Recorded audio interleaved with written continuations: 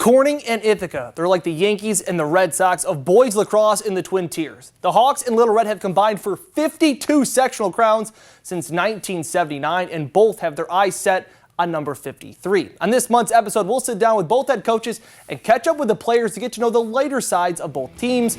Don't go anywhere, because Sports Talk, sponsored by Simmons Rockwell, GMC, Elite Therapy, and Hesselson's, starts right now.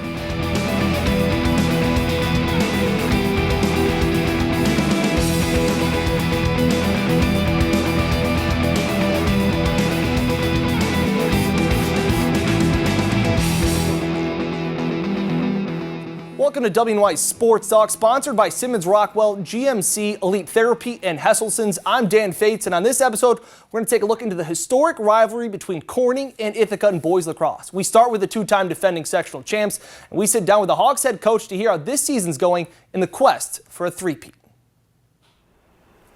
I'm joined here now by the Corning boys lacrosse team, Chris Hogue. Chris, thanks for taking some time. No problem, Dan. We're not at the lacrosse field. We're in the library. We're resting up. Yep. Watched a little film today. Last night was a late night with the double overtime game. Yes. So just give a little bit of a rundown of how this season maybe has gone so far, and it seems like it's going pretty well. It is. Looking at the schedule, we started off, playing the number 4 team in the country, Victor. Right. And, that was with a purpose to really try and see as a gauge as to where we were at and where we needed to be. I thought we competed really well that game. We ended up losing it. But then, we got into some of our regular section games and, did very well. We had a couple, the last games, Ithaca, Vessel, right. Obviously very exciting games, against Ithaca's are going to be our number 1 contender in Section 4 for our class, right. Championship. So it just puts everything in perspective, I guess, as to what we're doing and, where we want to be. Absolutely. I mean, we talked early on in the year, young team. There have been some close games. What does that say about this team so far? Being able to pull those games out. Yeah, I think it's a lot of the off-season work we've done, really focused off-season work.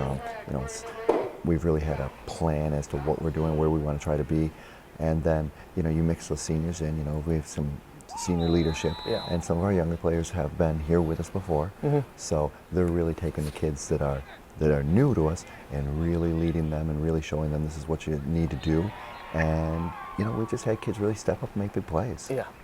Is that senior leadership that we've talked about, is that how they've stayed so hungry? Because I just feel like winning, we've talked about it before, winning can breed complacency. Well, we've won, we're going to win again. Exactly. That's your job, that's the senior's job, to make sure that you don't get lackadaisical at this point. Right. Definitely. They really, I think they really have embraced that leadership. And I want to say it's not just the seniors, it's basically everyone on the team now. They come and they don't need to be policed. They know what they need to do, and they're going to work really hard, which, that's huge. I mean, there is a bullseye on your back. You're the 2-time defending sectional champs. You're Corning lacrosse. But to weather that storm early, I think that says a lot about this team's character. Has there been anything that's maybe surprised you early on this year? We're 6-7 games in?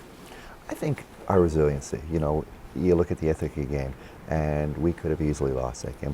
And, your season could go either direction then. And the same thing last night. I mean, it's overtime, and we had opportunities, they had opportunities, and, that can change a season. And so I think it's just resiliency and, right. That never give up attitude where we can pull this out. Right.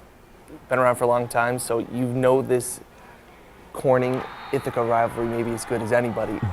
Just talk a little bit about it. It's both, there's mutual respect between the coaching staffs, the programs, and they know their histories and their rivalry. So that's fun. At the end of the game, whatever team loses, they're obviously disappointed, but they understand that there's a sense of respect for each team, and the kids congratulate each other, the coaches congratulate each other. So that's the nice thing about it. It's not a bitter, hatred. It's a respected rivalry where you're going to give everything you have, but you're going to respect them for who they are. I mean, you guys topped them in the sectional final last year by a goal. The first game we had a couple weeks ago went to, down to the last second of the game. And even on those goals in the first period, they didn't seem like these were goals in the 5th game of the season. The intensity is different in that game than I've seen in much other. Would you agree? I would definitely agree. They, like you said, it's a rivalry. Both teams sense that.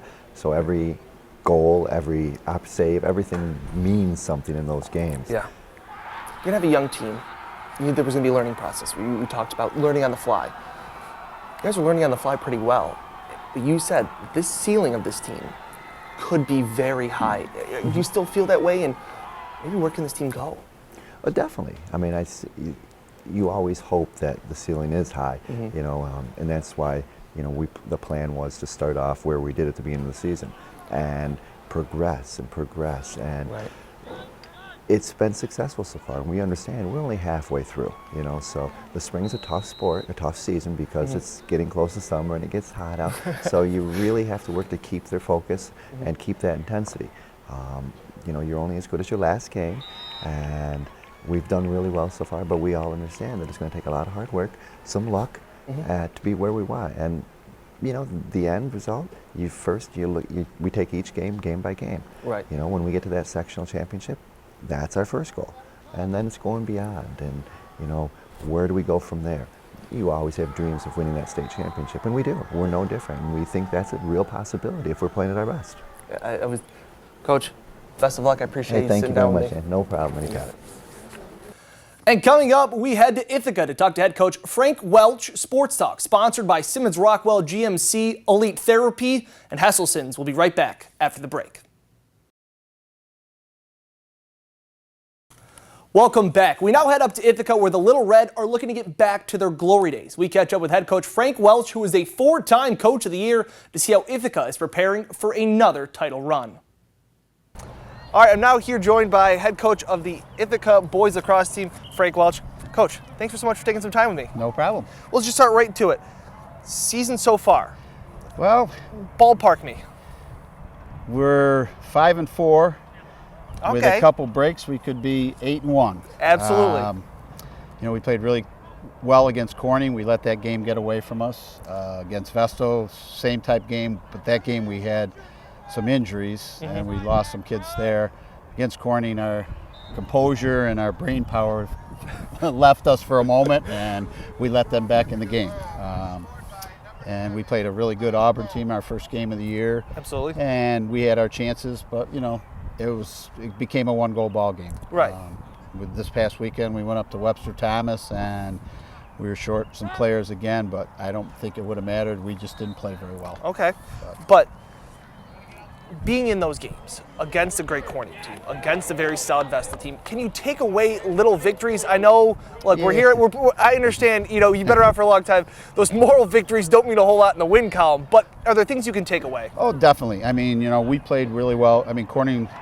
Anytime we play Corning and Vestal, they're usually very competitive games.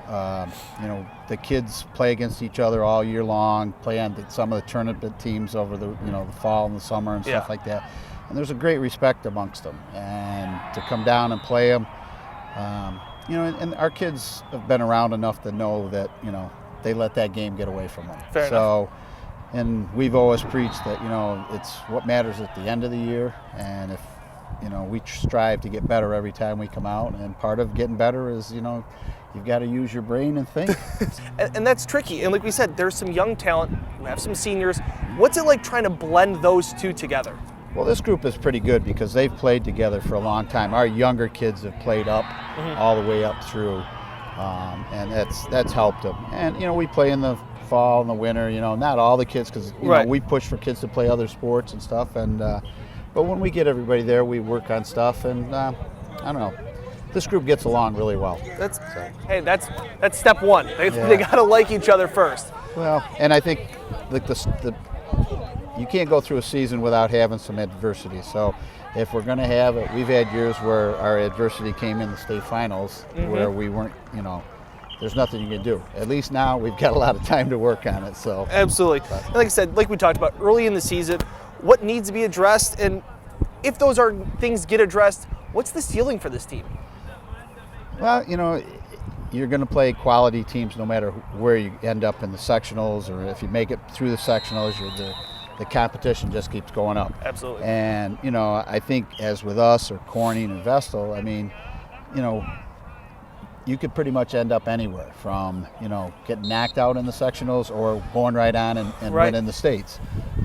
The road is tough no matter, which team gets there. But I think I would say that all three of those teams right now have the opportunity to, possibly get into the States and, not just get there and be happy they got there. So, Yeah.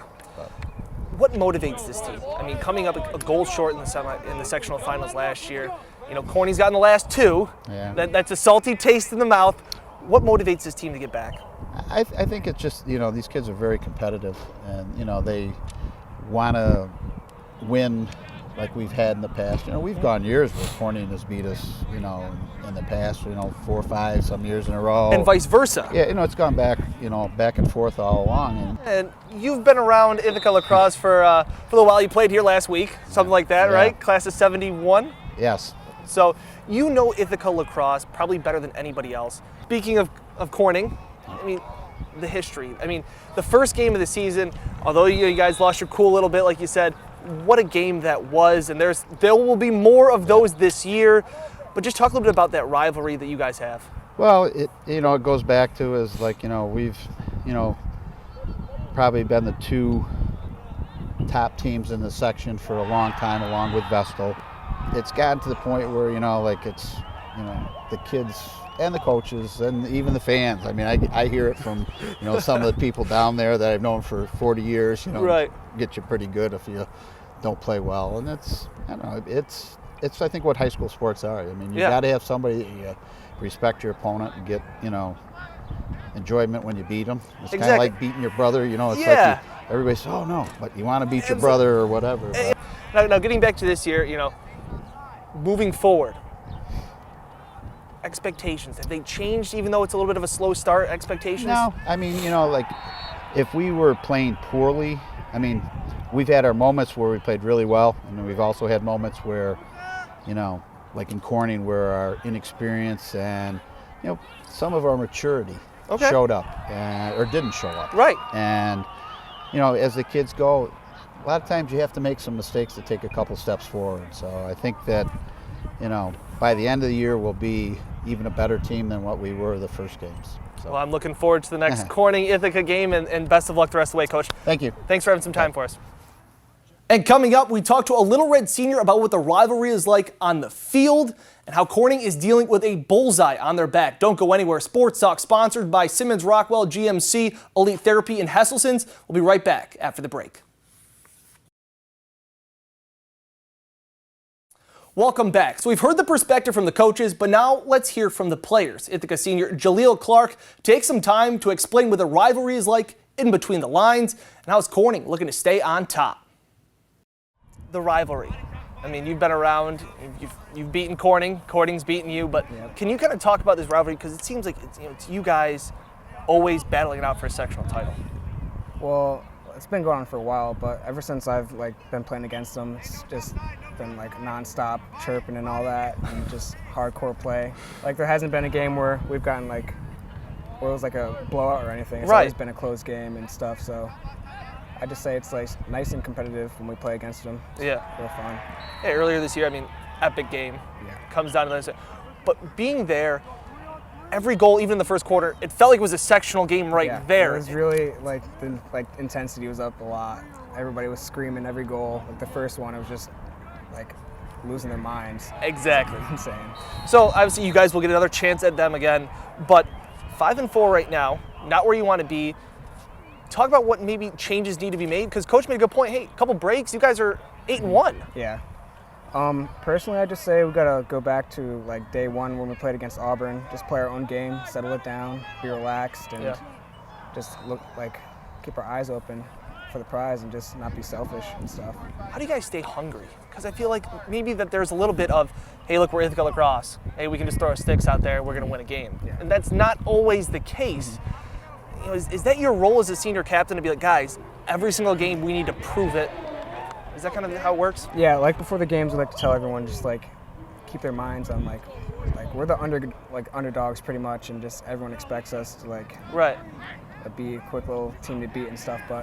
And sometimes we think that we're the best team ever. This season we thought we were gonna be doing pretty good, and then we started losing some games, and then we all had to settle down and talk and say that, hold on, got to get our heads back on, talk and stuff. But I mean, if there's ever a time to be humbled, I guess it's in the beginning of the season. You guys have a lot of time. You just want to be playing your best lax towards the end of the year, right, to make another sectional run? Yeah. We'll just gonna keep trying to play our game and just settle it down and not be so frantic out there and play Ithaca lacrosse. If you don't go out there and work in the off season, work all year round, then it doesn't matter what your name says. You're going to lose.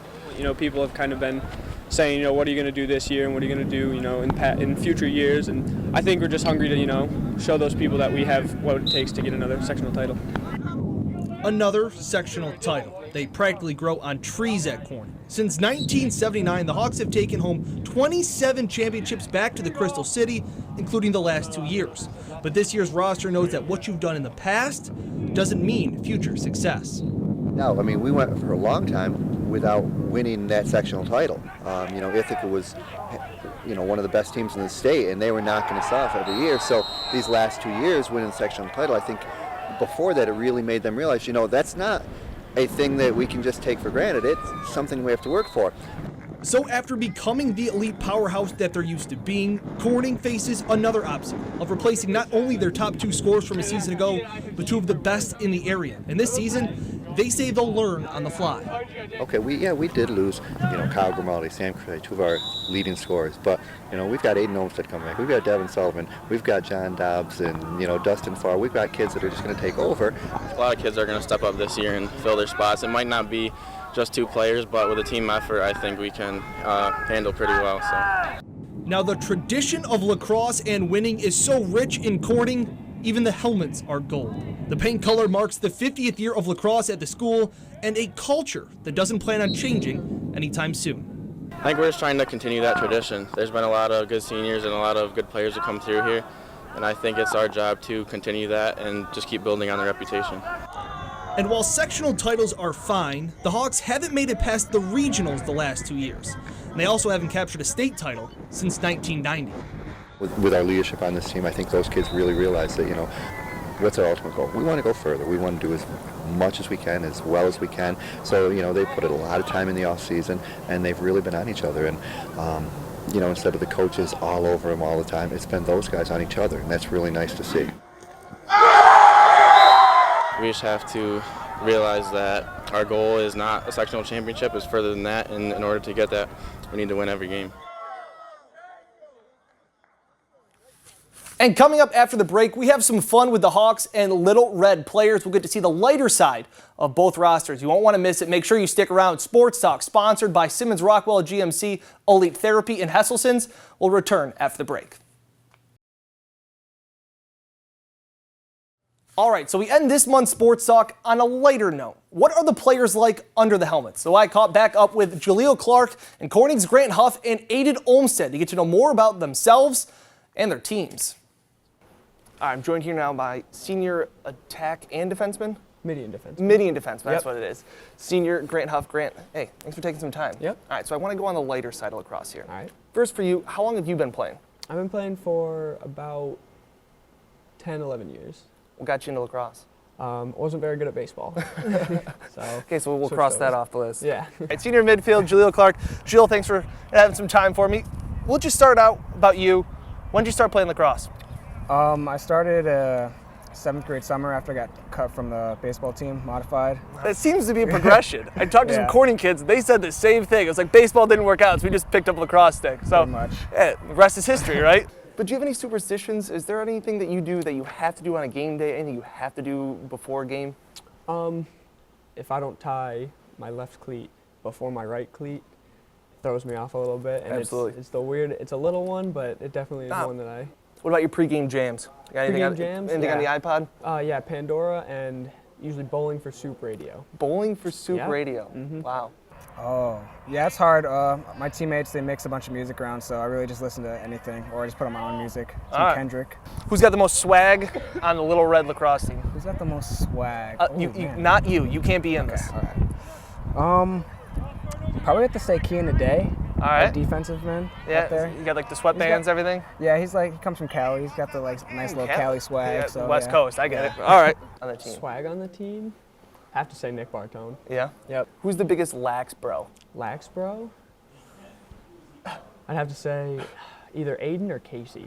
Yeah. You know, with the long hair Yeah. and stuff. Yeah. I probably I based it off like flow, so I'd probably say Max K-Word. All right. He has some nice like Laxbro hair and stuff. So that takes my next question of who's got the best hair on the team. Julian Yacovelli. Oh, okay, He's the got best. hair. The best hair. Yeah. Best hair? I think you have to take yourself out of the question. Myself out of the question? Yeah. I'd say with a helmet on, Garrett. Yeah. Lazor, definitely. Got the good flow falling right out the back of it. Mhm. And who's Definitely part of it. who's the funniest kid on the team? Funniest kid? Dustin Farwell. Yeah. Yeah, it bounces back and forth. We're all a bunch of jokesters, but yeah, he's definitely a regularly funny guy.